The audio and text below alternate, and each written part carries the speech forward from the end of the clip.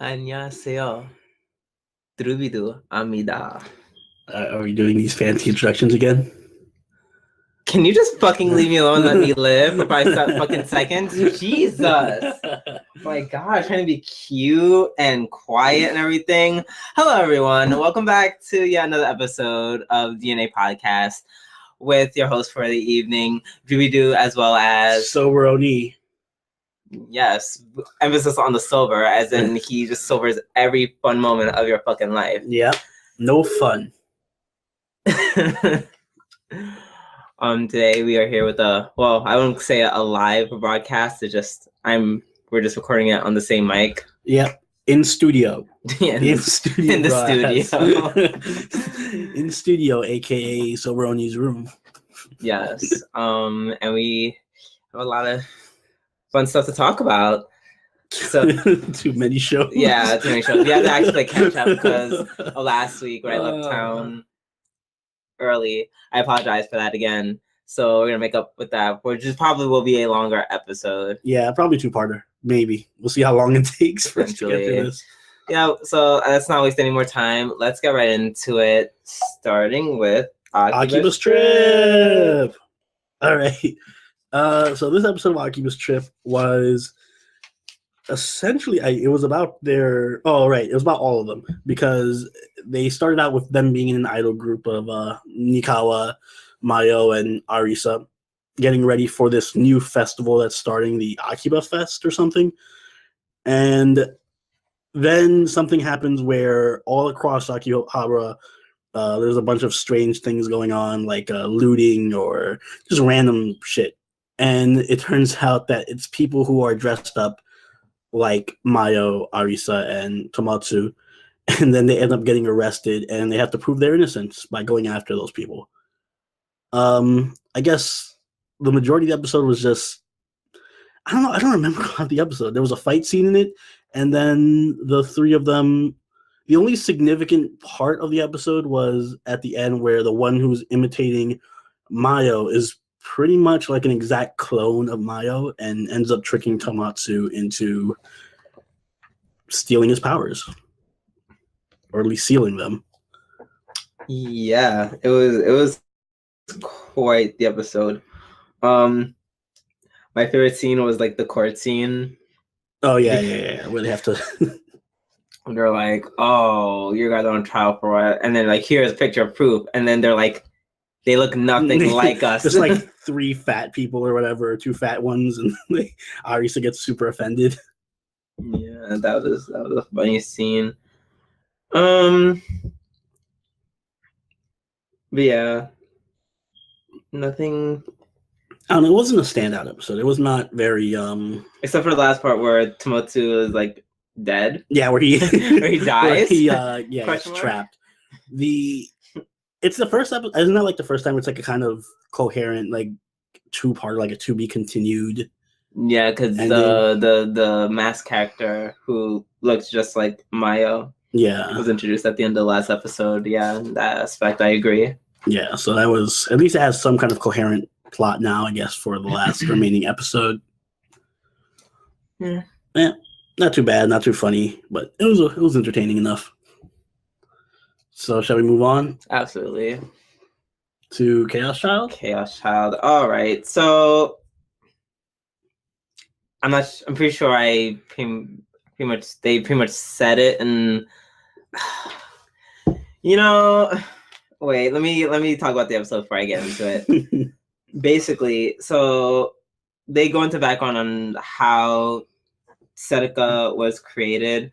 First of all, Taku had a very, very like sad childhood. Like, his parents did not give any shits about him in any sense of the word. Like, his parents were just always working. They literally left him at home at nights while he was like 7 or 8 years old, which is why he ended up making an imaginary friend named Serika. Started hanging out, yada yada yada. Apparently he started skipping school, and the mother said, my husband deals with stuff like that, and I hung up on the teacher. So shout out to her. Then the earthquake happened.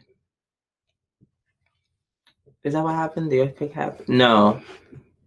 Shit, what happened? How did it get to the earthquake happening? I think I forgot what happened in the episode. Something happened, and he was like, "Hey," this happened, and all the kids were like, "You're full of shit." And then he's like, "All right, I'm gonna not go to school even more." So he spent his time still going to school, like going around, like investigating things, like urban legends, just for fun with his imaginary friend. And then the earthquake finally happened. And then there's like a teacher who's like dying out. Like she was like dying, and all these like little kids around his age are trying to save her. And then he was like, should we just try to be safe first? Like try to find safety. And the kids were like, "Duh, you're an asshole, because we're actually trying to help this person live." And he's like, "You're kind of right." And his parents try to drag him to another hospital, and he's like, "No, I have to go help that woman." His parents just leave him. They're just Parents like, of the year. Deuces, and we never hear from them again for the rest of the series. Not that they were there to begin with. Yeah, the trauma of the quake happening.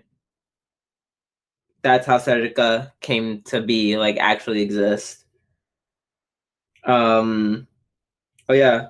And then it's revealed that Sakuma planned all these killings that happened, like from the start.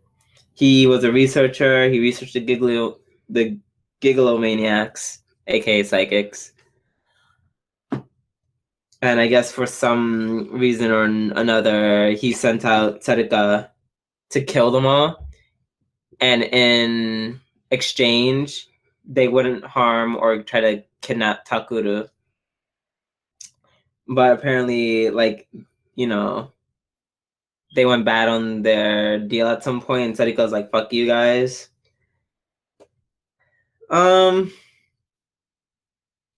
Yeah, like this anime has potential to be so good.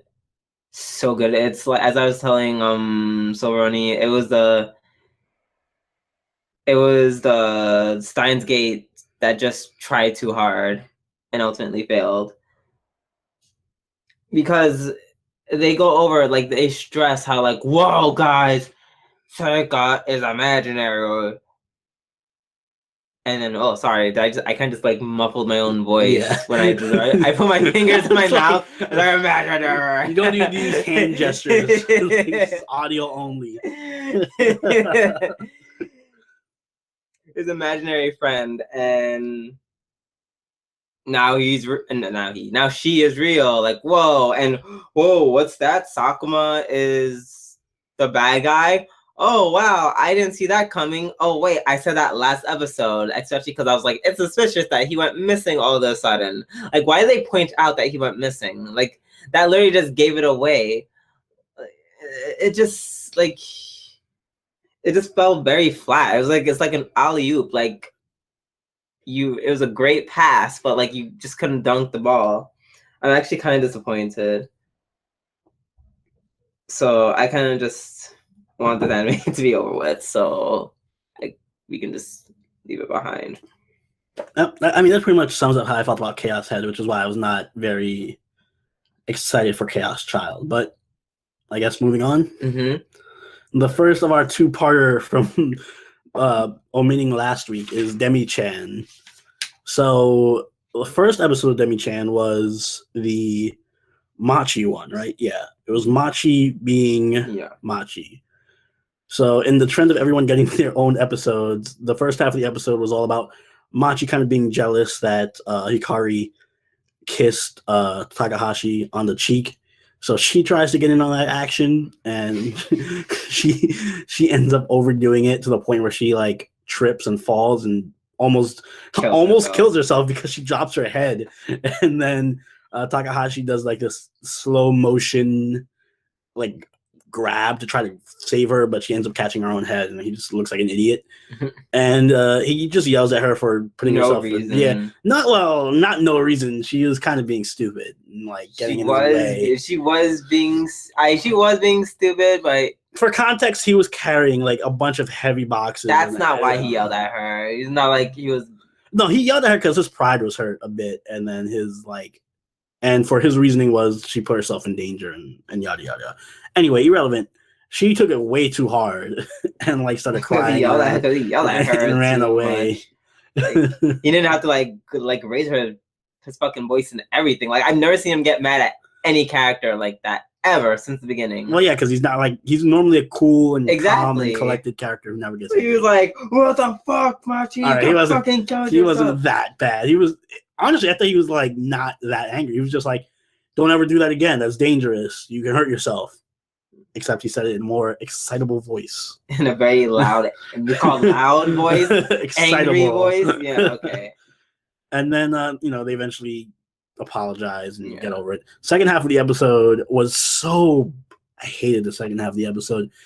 It was Machi going with him to his college and talking with his college friend about fucking quantum physics and wormholes and shit on how Machi's neck could possibly, or how the things she eats or whatever can get to her body if she has no neck.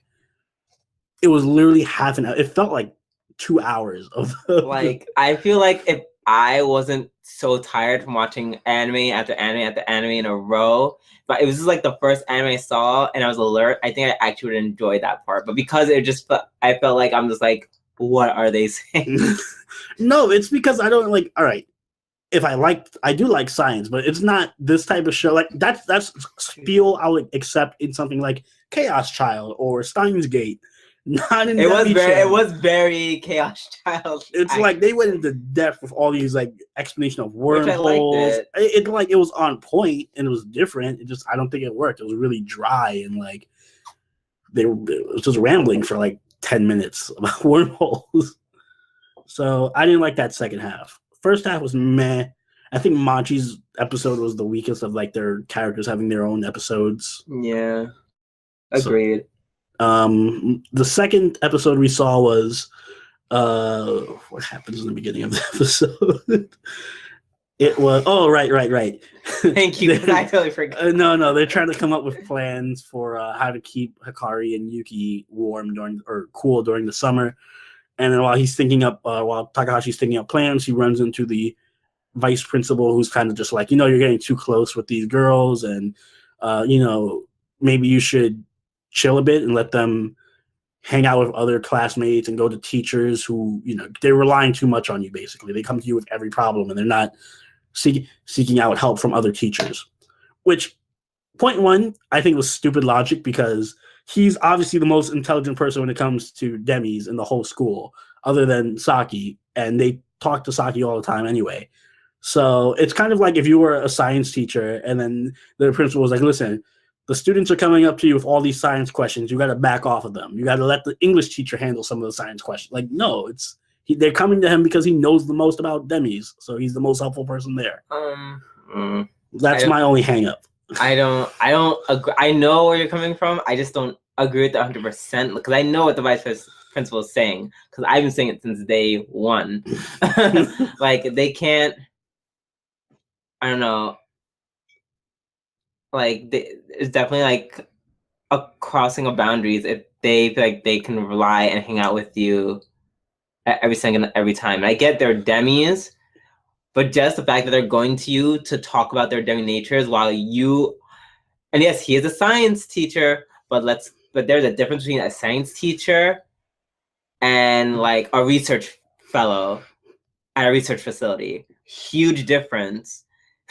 There's no way, shape, or form is it ethical, which I know last week's episode, he was like, screw up ethics, we should just we should just be able to experiment on teenage girls. Well, he didn't say that. He more or less did. And but yeah, like that kind of relationship, I don't know. I feel like until this episode happened, it could like stifle them from having like meaningful relationships with like other students.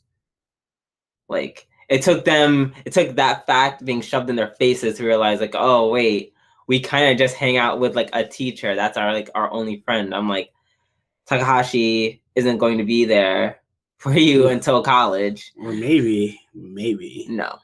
So I know what he was saying. In any case, he takes it pretty harshly, and he's kind of just starts ignoring them, and then they kind of just brainstorm on what happened.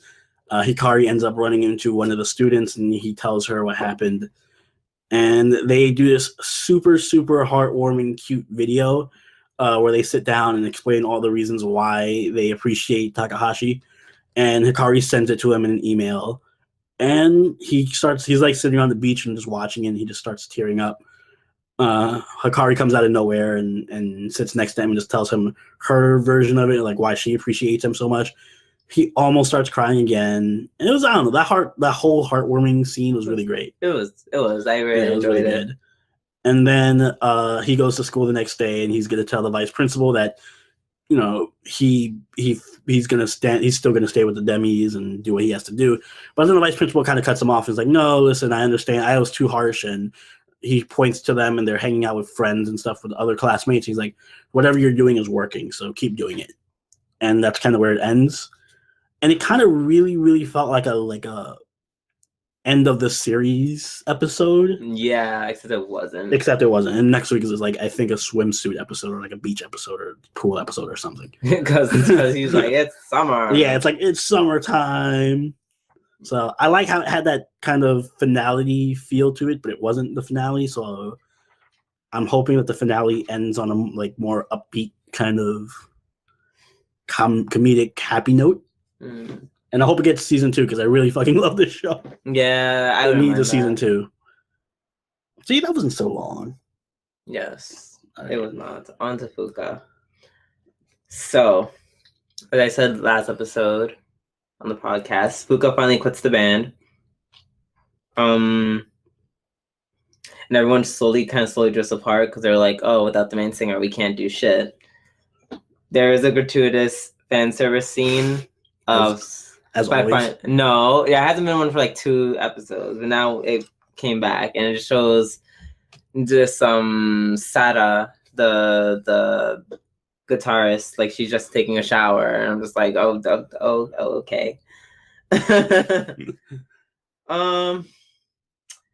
Then Koyuki ends up breaking up with Haruna because she's like, oh, you love Fuka, not me, goodbye. And then he's like, I guess so. And then he spends the entire night making his first song. And then he gives a copy to each of his band members in hopes that they'll reunite. And they do. They're like, oh, we all heard the song, it's great. But by the end of the episode, apparently I don't know why I keep trying to say her name, but I'm just gonna call her Fuka. Fuka ends up she's the only one that doesn't end up showing up for like their little like reunion thing. So they're gonna try to convince her to come back. And that's where they leave off the episode. One day I didn't like, very predictable anime scene where like Koyuki literally like tried to sleep with Haruna, like she's literally taking off her clothes, and he's like, we can't do this, and she's like, why? And he's like, sorry, like, this isn't Kuzu no Honkai. And she's like, oh god. And then she's like, oh, you won't have sex with me because you don't love me, because, you know, that's the only reason why. Can be because, you know, he like respects you as a human being. No, it can only be because he's in love with Fuka. And she's like, yep, you love Fuka. I'm just gonna go somewhere else. Bye. And that, I think it's that kind of lame scene which separates this anime from Nana. Because Nana would have been a lot more complex. It would it gets a lot more complex than Nana. It's not just that simple. That scene makes the rest of the anime makes the whole anime seem very cookie cutter. Like I've seen this before. So that's like my only dislike. I mean, it's still a good one. I was just like, I thought it could have like that extra Nana like crazy drama shit, but that's not the case. So we'll see what happens next episode. You're being tough on shows today. Jesus. No, because it was just very like disappointing. I was like, I really did not like that scene because like I've seen it multiple times. Like, I feel like I have to yell at Gabriel Dropout now, even though, but no, I'm not because I love the episode. I feel like a good cop, bad cop scenario right now. No, I like Gabriel. But Gabriel Dropout was about. Oh, right, they all returned to their respective homes. And I was gonna say right off the bat, this was my episode of the week, but they all went back to their respective. They all went back to their respective homes. First, it starts off with Gabriel going home to her awesome little sister, who's like super cute and is like super excited that she's back. And Gabriel's just like, I just want to go to sleep and like be lazy for the whole vacation. And then her little sister's like, no, play with me. And she kind of does like the doggy eyes and the puppy eyes and all of that. And then Gabriel shows that she's still like not a total piece of shit. She actually does try to play with her. So she gets points for that. She does, but she can't because she's like so out of shape now. She can't even do the piggyback ride. She just falls over and dies. She's like the horse to heaven. So yeah, they also mention. I also noticed that throughout the whole episode, everybody makes mention of a character that hasn't shown up yet. That's gonna show up later. Like Gabriel's like, "Oh, is my older sister here?" Zell. I don't know her full name. It's like Zell. Like that's. Yeah. I don't remember it either. But they all make references to somebody in their family who doesn't show up. So I'm thinking they're gonna show up later. Interested to see who Gabriel's sister is because when she mentioned it, she was like looking all nervous. Yeah. Apparently, I guess. She's like seems like very strict. Yeah. Older sister who like has like high expectations. Then we got Satania, who has the best family. The exactly what you think her family is exactly what it is. No, it's even better. Her family is just her mom and dad are just like her. They're like overly fucking like dramatic and stupid and delusional, like yeah. But her little brother is just the only normal person in the whole family. So you see them like at a dinner table. Oh no, it opens up with them at a dinner table talking about how Satania is subjugating the world, and then the dad rings a dinner bell like, "Oh, I'll get the butler to bring us our dinner," and he just keeps ringing and yelling like, "Where's the butler?" And the brother's like, we don't have a butler. Dad, we don't have a butler. And then Satania's like, yeah, we don't, but it wouldn't be out of the ordinary if one just showed up. I'm just like, what? I want a whole spin-off that's just them. Like, and the whole other thing with he's like, oh, we'll drink the secret elixir of power, and then he's like, no, Dad, this is a cake shop. We just bake shit. And then there's Vinay's parents, who are literally as what you expect, very loving, nice, super normal people. Yeah, except for her dog. Her dog is like a huge demon dog. Yeah. She was like so tiny but then grew big. It's funny how, I don't know, in my mind I didn't think she'd be surprised that I got so huge. Yeah. Because it's like they live in fucking hell. Like. Compared to also Satania has a Charmander as a pet. That is just like a little measly Charmander. And my second favorite was Raphael. This was my favorite. Oh my god. She's super rich and lives in a mansion. Which explains everything. Yeah, and then she has it starts off kind of normal, yes, with her maid being there, like, oh yes, you have several appointments today, and oh, let me take your things and take you to the shower. And then she just stays in the bathroom and is like, "Oh yes, Raphael, let me undress you." And then Raphael's like, "No, you can leave." And he's like, "No, but how else am I going to get a hold of your underwear if I don't undress you?" And then it turns out her maid is just like this overly perverted. Yeah, she's a super polite pervert. Yeah. So we know where kind of, I don't know, we got the sense of where they all get their personalities from. Yeah. And it ended on Gabriel and Raphael getting a call from Satania asking how to break into heaven. Oh, so you kind of you didn't cover the part where like they visit the principal to give the reports to principal. Oh right, yeah. That was great. Yeah. Funny. Just because Gabriel just lies so hard to his face. I say 2 countries. And for the love of me, I can't imagine why every time like they show like what her idea of her like saving the world was. Why was there someone that looked like Abe Lincoln? Yeah, Did you not notice that? I noticed that. There was like random historical, like Abe Lincoln was there. There was like shots, like famous paintings and stuff. Like I think one was like crossing the Delaware and stuff like that. And then at the end of it, she was even like, when she was giving her report, and I liked how the principal kept looking at Raphael like, "What the fuck is she talking about?" And Raphael was just sitting there smiling. Yeah, she was like totally backing up Gabriel because But no, the best part was at the end where after she gave her report, she was like, "And now I await the next update."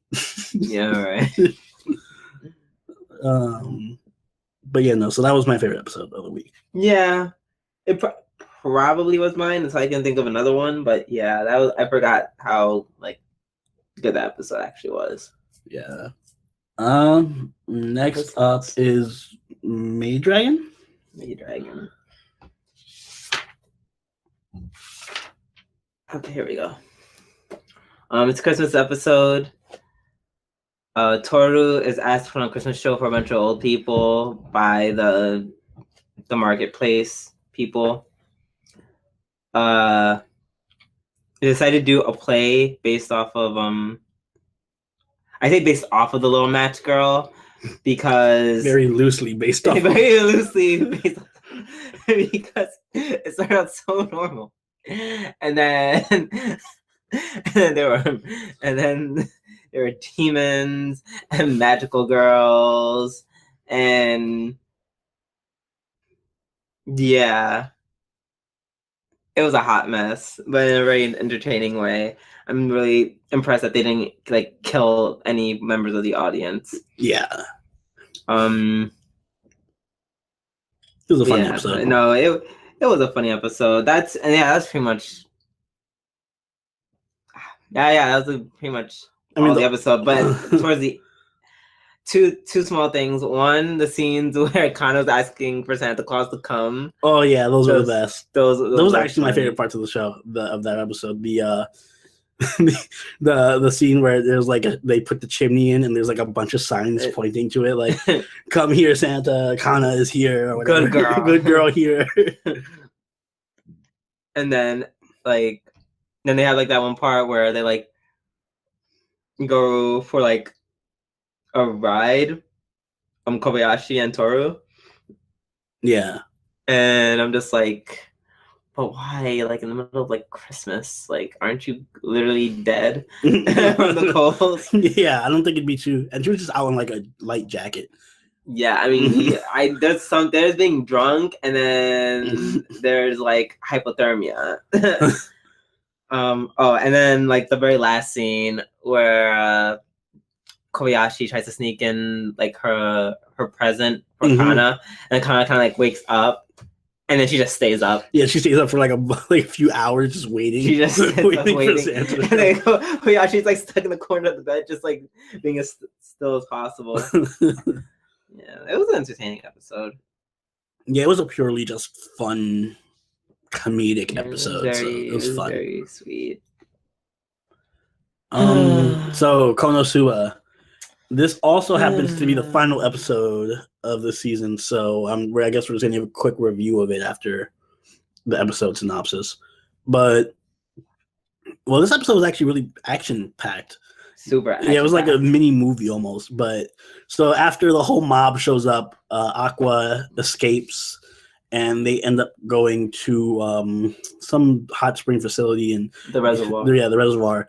And while Aqua tries to manipulate the guards into getting in, they just abuse Darkness's rank and power to get in, and they meet the guy who's been in the hot spring the whole time with them. That's just like one of the side characters in the back, and it ends up being that he's poisoning all the hot springs, and Wiz recognizes him as one of the demon lords of the army, and he is like a poisonous slime. And Kazuma is just like, oh, a slime. He's the weakest of the weakest type of creatures because they're usually horrible in RPGs. And so he starts talking all this shit about how he's going to beat him down. And then as they continue to piss him off, their Megumin and Darkness like, Kazuma, what are you talking about? Slimes are like the most powerful creatures you can find. They'll eat you and digest you, and if you're digested, you can't be revived and all this shit. And so he kind of just freaks out, and they run away. And as they're running away, they run into the other angry mob, so they have to run back and fight the slime. Hans, I remember his name was Hans. But the best part for me was when Wiz freaked out because she found out that he ate the overseer for the reservoir, and apparently Wiz has a non-aggression contract with the demon lords, where if they can kill adventurers and guards, but they can't kill civilians. So knowing that he ate a civilian, she just kind of freaks out and just goes full power mode and is Super Saiyan. Yeah, like she becomes Super Saiyan 3 all of a sudden, and it just like starts fucking him up, and it turns into this big fight with Kazuma and Aqua and Darkness and Megumin all having to work together to take him down. And Kazuma has to come up with this strategy, which was kind of a good strategy. And I like how halfway through for half the fight, Kazuma was dead. Yeah, you notice that? He dies very quickly. Yeah, he dies like halfway through the fight, and you just see him like his corpse lying around every so often. You see his bones. Yeah, but they end up beating him, and Aqua gets her name, saved, her reputation saved, rather. Yes, and it just kind of ends on them going back to town, and except not really, because she even gets she still gets run out of the village because she ends up purifying all the springs, and now they're just normal water. So literally everything that she set out to prevent still happened because of her. Yeah, it's kind of she's never the demon army still accomplished what they set out to do. Yeah. And then they return to town, and it kind of ends there. Finally, Union sees Megumin, and they do their little contest thing. And that was the end of the episode. I really liked it. It felt very cinematic and fun. Had good action. Makes me super depressed that there was no next season announcement at the end of it. Nope. No season 3. We cannot have nice things. No. It's like, why is it only 10 episodes? That's so fucking annoying.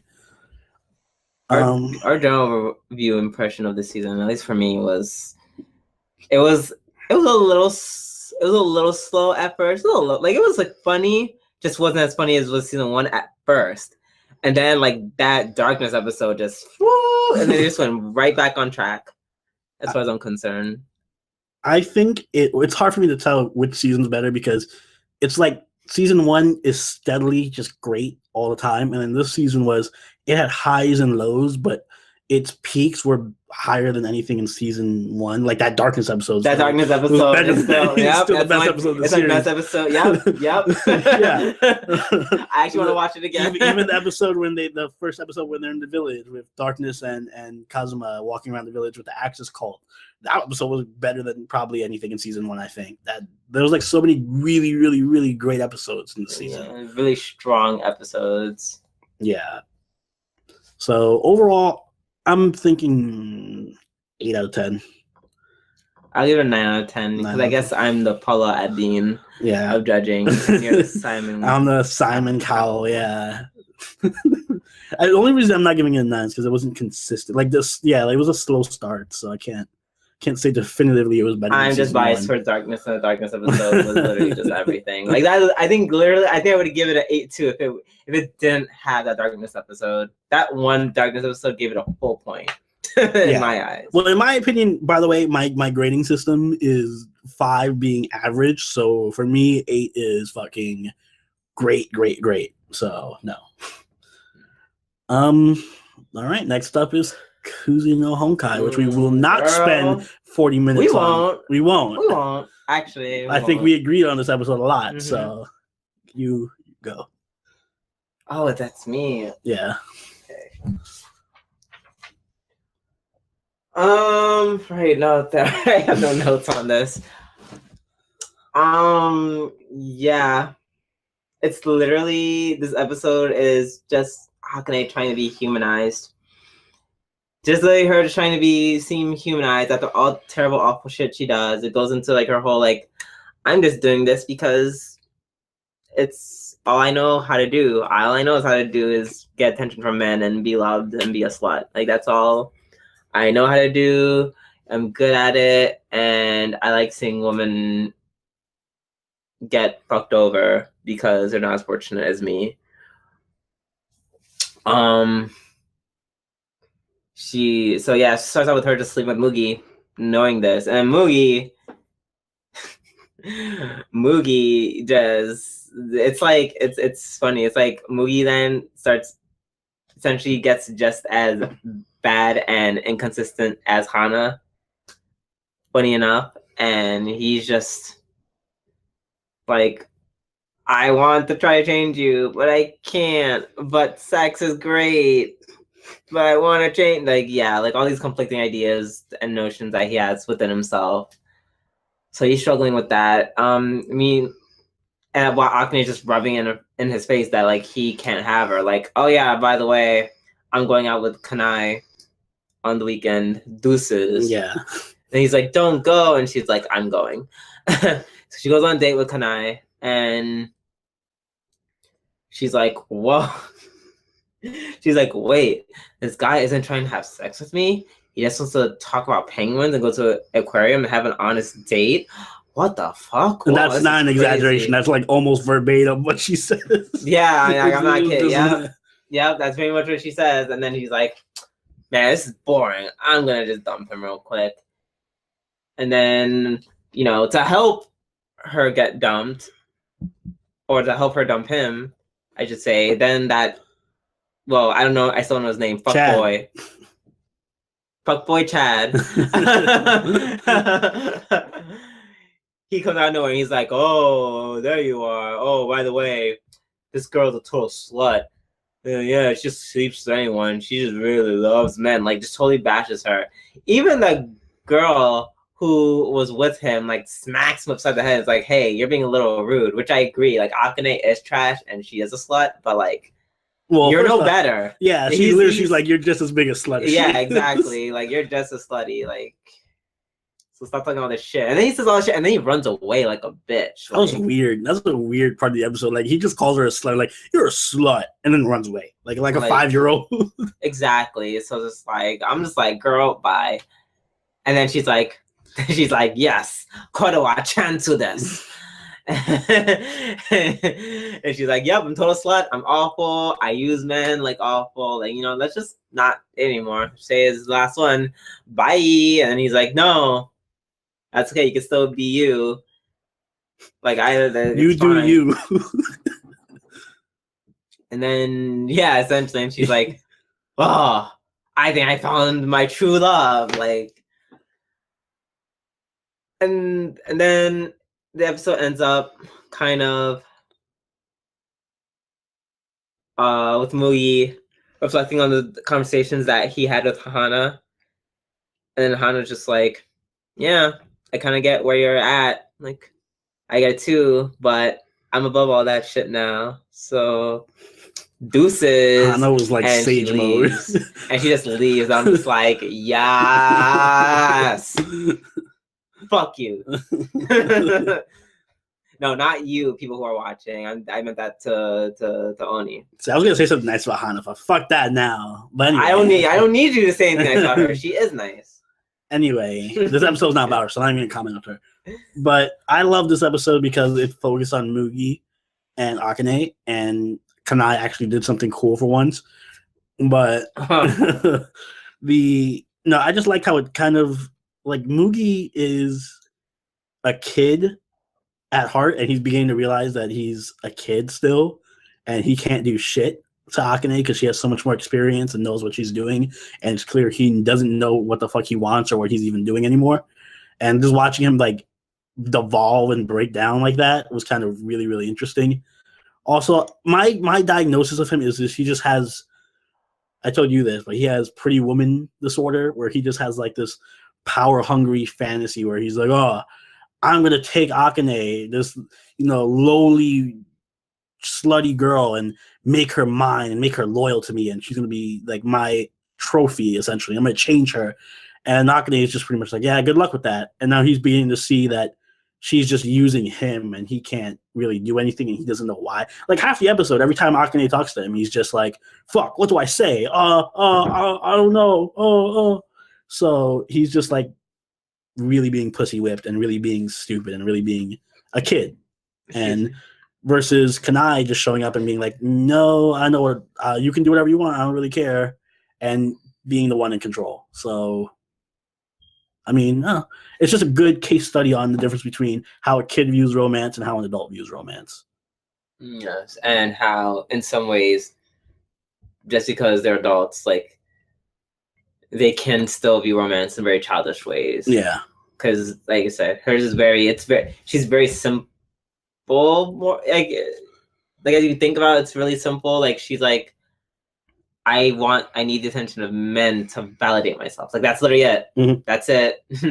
And she's like, how do I get with that? What's the direct way to that? What's the direct form of that being shown? That validation that men like want you, appreciate you, or desire you? Sex. So let me just do that. I'm just gonna fuck a whole bunch of guys. Yeah. So when she finds somebody who's not, into her for sex, she kind of gets thrown off. I will agree that it's rushed the way that she's kind of like, whoa, I went from being the fucking Joker to being like this compassionate, sympathetic character now. I'm the victim. Yeah, like that's really, really rushed. But from a character development standpoint, I kind of like the whole, it's not executed well, but I like the idea behind it of, wow, she's this, power hungry, like manipulator, but now she's getting thrown off because she realizes that she needs something more than sex. I just wish it took 2 episodes. Like if it took 2 episodes, yeah. If they expanded on this for a couple of episodes before this sudden change of heart for Akane, like it literally, like that's what pisses me off the most, because it's like all this time I got all the shit about Hana being inconsistent. I'm like, bitch, you don't talk about inconsistent. Literally, it took one scene to be like, I'm a super cold bitch, to, oh my god, I think I'm in love. Like literally one scene. I'm like, are you? Yeah. And it's just like, at least with Hana, it's like, okay, like she's consistently inconsistent. Like that's not something I wouldn't expect from her. Like that fits my expectations. Akane, I expect you to like be consistently a bitch unless like something is going to change, and if it does, like most things, it's a gradual change. Like that was my big problem with this episode. But it was good. Like I liked it. It's my favorite episode of the series so far. Only because I really liked Akane, and I'd like to see her. First off, seeing Akane being flustered was like the cutest part of the episode. Like she's actually legitimately cute when she's all flustered. Yeah, I like the scenes where it's just like it's a somewhat like playfulness with, and I like this with generally all the characters, and they're having like more like casual thoughts as opposed to being like, oh my god, I'm the worst. It fleshed out Akane a lot. Yeah, I mean these scenes also happened with Hana. I don't know, like Silverani just skipped over all of them. It's fine. Fleshed out Akane. I don't care about Hana. Like, all right, I get Hana. I get the point of Hana's character now. Like, I reflected on Hana, and yeah, I get the point of her character. You don't have to like it. I just don't like her character. It drives me batshit insane. I just don't like that type of character. But yeah, no, I get her motivations and why she acts the way she does. I just don't like her. But yeah, no. So I guess we'll just move on to Little Witch Academia now. Go nuts. Yay. So, this episode is a great episode. This was the obligatory love potion episode. Where, well, instead of a love potion, it was a love bee. Lesbian? No. Well, a little bit. I was all girls. I would be. Because, of course, Susie buys this. She's supposed to order something, but they accidentally give her this bee that if it stings you, you fall in love with the first person you see, or the first thing you see, or something like that. No, first person, I believe. But so while Akko is just like, oh yeah, we should totally try that on somebody, and then they're in the middle of the street, but what's their names? There's a limousine that pulls up with Diana and all the other her little two bullish friends, which I just realized were named Hanna-Barbera, which I guess is a reference to Hanna-Barbera. But they kind of rub it. What? I just took me a second. I'm just like Hanna-Barbera. I'm like, wait, you mean as in like the people who made like Flintstones? Yeah. It's a reference to them. But yeah, so now they rub it in her face like always, like, oh, we're going to a fancy party at Lord Andrew's place, because of course Lord Andrew's back. And then they just rub it in her face, and then Akko's just like, okay, we totally gotta go to crash this party and show them what's up. And Latte and Susie are like, we totally don't have to do that. This is just fucking your ego. But Akko basically convinces them. They go to the magic store. She gets a Cinderella, Snow White. I fucking hate Disney. Snow White, Cinderella, and Sleeping Beauty. I get them all confused. But she gets one of them, the Cinderella set, I guess. And they get the stagecoach or whatever, and she gets the dress. Yeah, and it only lasts for 2 hours, etc., etc. Whatever Disney movie that applies to. Cinderella. Okay, fine. Cinderella. And then they go to the ball. Akko finally uses magic this episode, because they crash the ball by Akko using a growth spell on a squirrel to make it into like a giant fucking monster that distracts the security guard. And while it's like causing terror and people are screaming for their lives, they just sneak into the party. And then, I was like caught on my brain. They sneak into the party, and then they see Diana and them. The bee gets loose because Susie's just like, I want to see Akko suffer. So she just lets the bee go, and then it stings Lord Andrew, and he falls for Akko, and then shit starts happening. And then the whole party just gets chaotic as they're trying to kill the bee.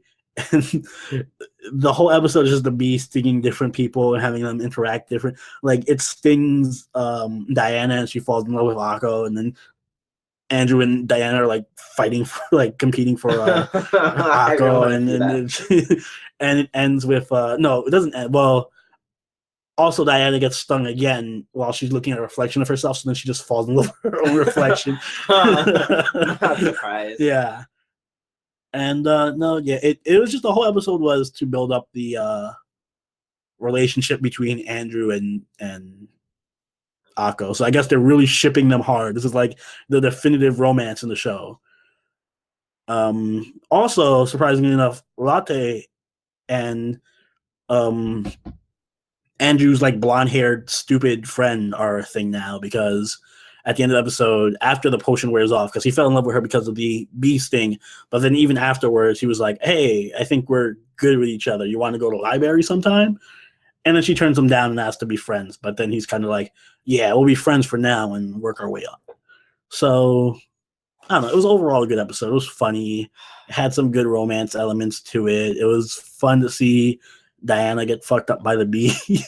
And it was fun to see all the different characters interact differently.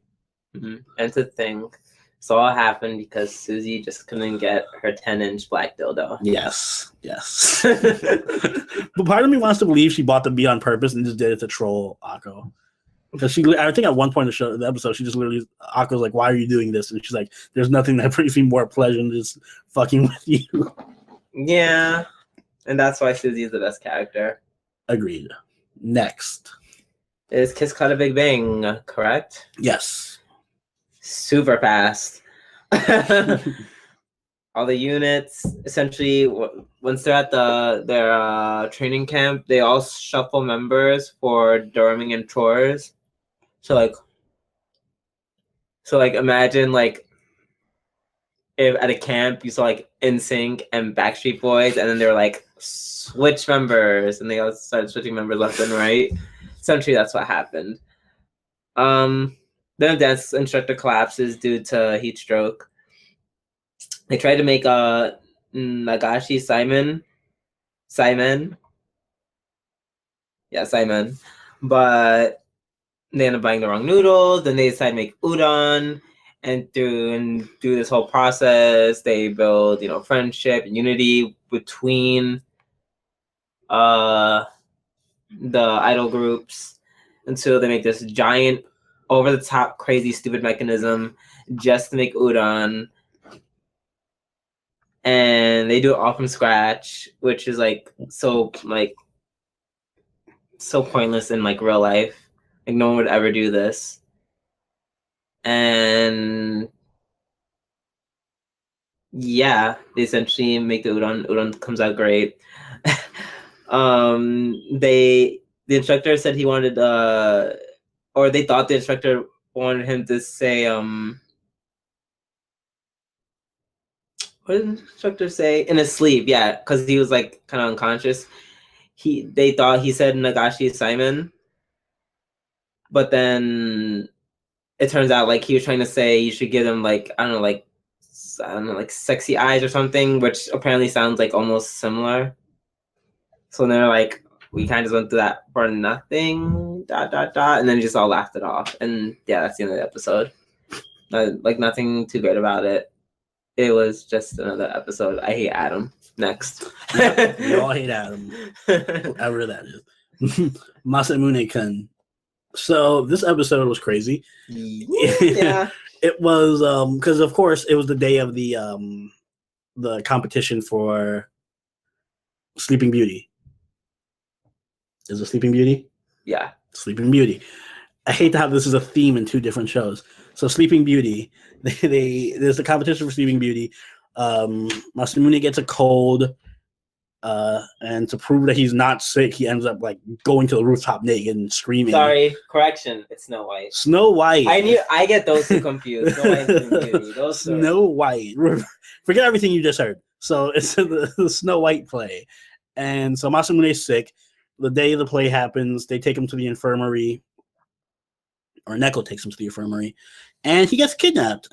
He's held as hostage by Class B, by the Yuri squad or whatever they're called. I hate Yuri Garden. The Yuri Garden. I hate them so much now too. I was whatever towards them last episode, but now I actually fucking hate them all. I don't really hate them. I hate them. They're annoying because they're annoying. I mean, they're cute and I like some of their individual characters, but they're annoying. I like them. They're funny. They do their job. But anyway, so he's taken hostage. Meanwhile, Yoshino takes the other Masamune hostage, and this whole episode is just literally.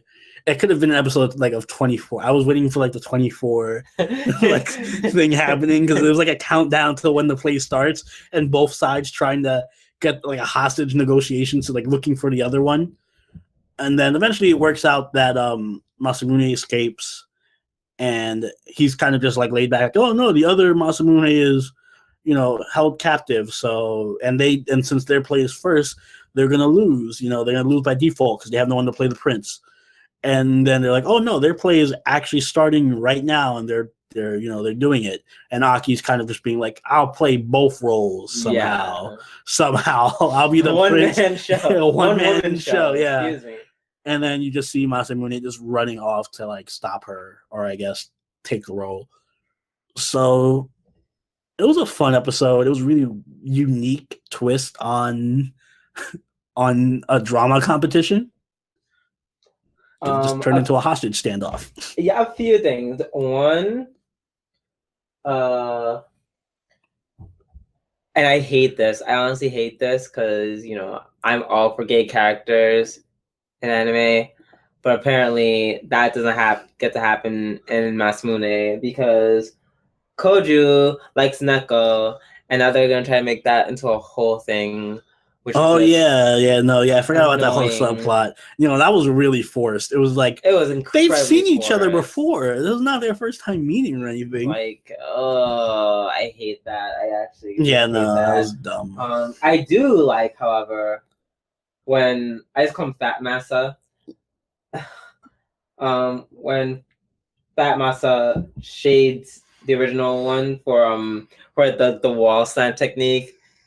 He was I'm just nice to her. I wouldn't dare I do gave her anything chocolates. like, bitches love chocolates. I would never do something as cheesy like a wall slam. Like, she doesn't really like that. You probably just read it from some stupid magazine, and I'm just like, oh, damn, shady bitch. So that was a fun scene, and then you kind of skimmed over the whole Fat Massa, his ulterior reasons for marrying Aki, because his family's broke. Oh yeah, his family's broken. He has to he has to marry her. Oh, also the tiniest one of the Yuri Garden, she's like trying to hype up the crowd at the beginning of the festival. They're like, "Are you getting ready to?" And then I swear to God, she says "explosion" just like Megumin does. I looked it up. It's not Megumin's voice actor. I know it wasn't. I was like, it's not the same way. I know. I was like, "Fuck." Was this a reference to Megumin? I know. I was like, "Wait, what? Why?" She ruined the word "explosion" for me. I know, every time I hear "explosion," you're like, well, "Megumin." But yeah, it was just one of the little things I wanted to talk about. But yeah, it was a very strong episode, very fast paced, lots of stuff happening. This might be my own conspiracy that makes no sense, but I'm thinking Fat Massa is actually female. Go on. Only because I can kind of see it.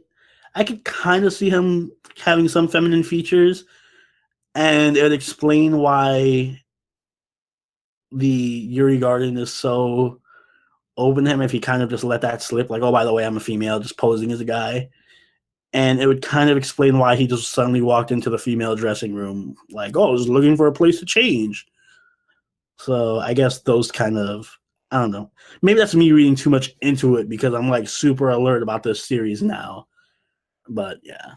That'd be awesome if you're right. Yeah. It's my conspiracy theory. It has no substantial evidence. It's just I like to imagine so. We shall see.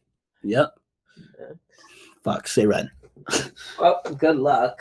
So this is the other show we have to do a double up on Say Ren. All right, I'm gonna be honest. I saw both episodes back to back, and I don't know where one episode begins and the other one ends because it was just a big blob of. And it was just all right. So Kyoko and Soichi Kyoko's in the home ec club, and Ruiz kind of blackmails them into doing the decorations for the Christmas tree during the Santa competition and the festival. And Kyoko is just going along with it and learning how to bake cakes because it's her responsibility to bake cakes for the festival. Meanwhile, the Soichi's class is doing their own thing and setting up. It's like a standard cultural festival episode. The crux of both episodes is just kind of the relationship between Soichi and Kyoko and a little bit of Tsuneki from the first arc, because Tsuneki's trying to give Soichi some pointers and tips on, he's beginning to develop feelings for Kyoko, so he asks her out under Tsuneki's advice, and he gets kind of rejected, horribly rejected, to the point where Kyoko just says, well, I don't even really see you as a friend. I see you as a girl next door, which is the worst because that's not even a friend zone at that point. That's just like neighbor zone, getting his gender mixed up. So he goes on and he just kind of feels like shit. And she kind of contemplates her own feelings about how she feels about him.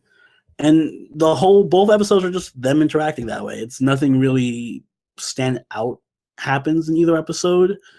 It kind of just ends with Soichi recognizing that she must feel some type of way about him because she knitted him underwear, and the underwear has a hole So she can't think that he's a girl next door because she knows he has a penis. So that's all the validation he needs to go and I guess confess to her again and see if her answer changes. And that's where it's going to pick up next week. To be honest, I'm not really feeling this arc as much. I like the fact that it's like this theme of a character, like characters who knew each other from childhood friends, and it's kind of just exploring how the line between childhood friends and puberty is kind of combining, where before she would be comfortable changing in front of him, yada yada yada, and she still kind of views him that way, where she'll take off her clothes in front of him or go underwear shopping with him, and he's kind of just like, should I be here? Should I be doing this? Should I see you like this? So it's kind of interesting to see how that line is getting blurred, but other than that, it's just really boring to watch. It's not particularly funny. It's not particularly deep. I think the other arcs had a better main character, like a better female lead. Yeah, it's just weird. It's a weird arc. Also, there's a really random reference to Noble Phantasms in there somewhere. Yeah, like I just every time I looked up, I was like on my phone while he was watching it. I just looked up and they're just saying some really weird shit every time. I don't know how to feel about this arc. Maybe the last episode will change my opinion, but so far I feel like this is the weakest arc. So, that's my opinions on that. Super lovers? Super lovers. I don't know how to say super in Japanese, so whatever. It started episode, so basically now that Haru and Ren had their whole like I want to be yours, be mine bullshit from last week. So as of now, Haru, especially when women like come to talk about him, like, oh hey, come hang out with me, or come marry this woman. Now who got its way to be like, oh. Haru's like, no, I can't do it. Sorry, because I want to be with Ren. I just love my little brother so much. And then Ren literally just like punches him in the face, like when he first hears that. And he's like, why? It's not like I said something like, totally inappropriate. So yeah, Ren's just kind of embarrassed now, even though like that's exactly what he wanted. And that was a little funny. That was a little funny thing that happened in the first scene. Most of this episode, it shows flashbacks of growing up with Natsuo. Haru at first, he didn't really care much for his brothers. Like he actually preferred Natsuo over his brothers at first. But then his brothers got into an accident. They just like scraped themselves. Then Haru starts feeling kind of like bad. And he realized that he really cares for his brothers. So, like, to show that, he kind of just devotes less of his attention to Natsuo and more to the brothers. So Natsuo's like, oh, how he feels for you is only temperamental. Like, he'll eventually fall in love with the next thing. Because first it was him, then it was his brothers, and now it's Ren. So, I don't know, some, like, weird jealousy thing. Fast forward to the birthday party for the twins, and then Natsuo doesn't really want to come to the party because he still feels some type of way towards Haru. But then he's like, everyone like nags him to come. He eventually comes, and then he's like, I don't know, he starts reflecting on how he feels about Haru, like not in like a lover's way, but like, like just like that real sort of jealousy sort of way. Like he's like, oh, he gets everything he wants, because he is who he is and no one says otherwise. And then after that whole stream of thought, he just kisses Haru. He just kisses his cousin right in front of Ren. Like, and apparently it's all part of a quote unquote master plan. Because this little accident somehow causes, is another point where Haru has to say, hey, I'm with Ren now, so I don't know what the fuck you're doing, so stop. And of course, Ren is secretly happy to hear that. So apparently that was Natsuo's master plan, which I'm just like, there are other ways you could have done that, but all right. So that was that episode. It was it was an interesting episode to say the least. And shout out to the doctor who always gets I'm trying to know how to say this. He's always asked weird questions by Ren. And I like that he shows up more because I don't know, I like him as a character. Too bad it's gonna end in like 2 episodes, but I like that he's getting more screen time. So yeah, that's pretty much that. Last but not least, we have Yojo Senki. This was pretty much an episode I thought it was going to be because the last episode was all build up, and this was just like really long. It wasn't even really a fight. It was just like a massacre episode where the Republic forces just got slaughtered. It starts off with Tanya and her battalion sneaking into the different points that they had to infiltrate, like the headquarters, and setting off bombs and like blowing up the communications headquarters and the army depot and all that stuff. And then it goes into another operation where there's all these landmines being placed underneath the trenches in the enemy line, and they all go off at once, blowing everybody up, all the enemies up, and then the tanks and infantry and stuff is able to just run right through the entire right flank and circle around to the left and basically encircle the entire Republic main force and wipe them out.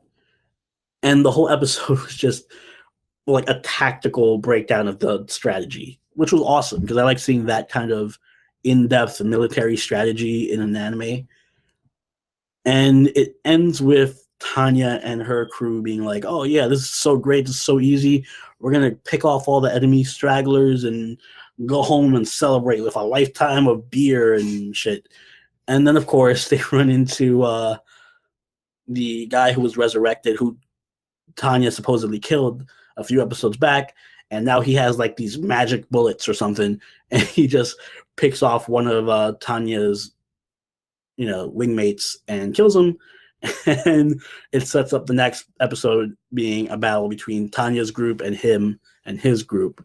So I'm expecting next episode to have a lot of like aerial dogfighting and Tanya actually getting a challenge for once. Also, I thought it was really funny how like once like the